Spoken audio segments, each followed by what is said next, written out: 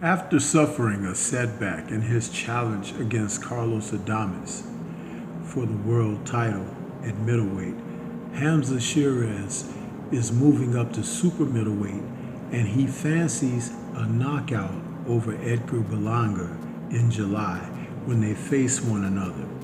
Sheeraz is motivated to not only show Berlanga a lesson, but show the world.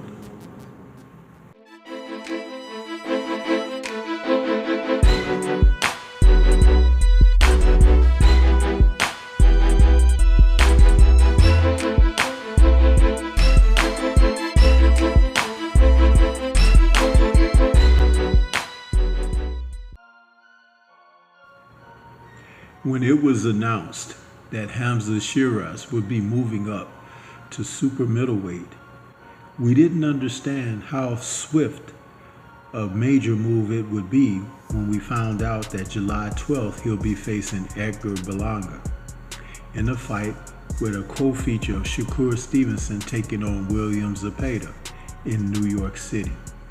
That's a nice card, but we're here to talk about Sheeraz taking on Berlanga. Berlanga, who's bringing his record of 23-1 with 18 KOs, and Sheeraz, who is now 21-0 with 1 draw and 17 KOs. This fight is going to tell us about these two men who I believe are going in different directions, especially coming off of their last bouts and what their intents are going forward with their careers.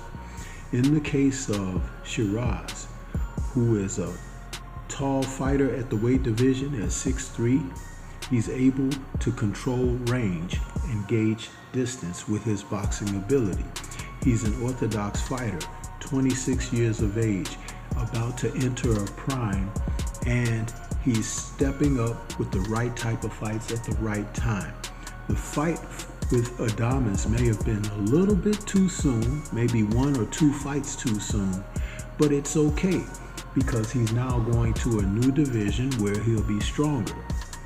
Berlanga, who is 28, entered his prime, and he's an inside boxer who likes to fight. As an amateur, he was a noted boxer, but as a pro, he started off the majority of his career with knockouts, I believe a string of 16 in a row before the opposition began to step up. When you think about what Sheeraz does very well is get leverage on the shots that he throws each fight. He's able to let the power flow through almost like a Tommy Hearns, but I'm not equating him being a power punching knockout fighter like Hearns, but when you have leverage like he's able to get, you can put fighters in trouble. You can catch them at a certain range and make them pay. Berlanga, who is a brawler inside, but he has a boxer's psyche, and that goes back to how he performed as an amateur. You have to understand that though he may want to mix it up, his tendency is to box when he should fight, and he should fight when he is boxing. It's a mismatch of how he approaches. And when he faced Saul Canelo Alvarez, he was supposed to attack, and he didn't do that. Sheeraz is well on the inside with uppercuts, as Austin Ammo Williams found out back in June of 2024, and also Tyler Denny found out. Being close to mid-range with Sheeraz is dangerous, and he can hurt you. He was a little more resident to hold in his place with Adames, but I do believe against Berlanga, he's going to go out and go after him. Berlanga's key in this fight would be his jab, to be able to jab Sheeraz and use the timing of the jab to set up power shots. But we don't know if psychologically Berlanga will be prepared to do that, because he's the type of fighter that he can talk a good game, but we have yet to see him back it up in the ring. So Berlanga has an opportunity, to separate himself in this division, and he says he wants a rematch against Canelo.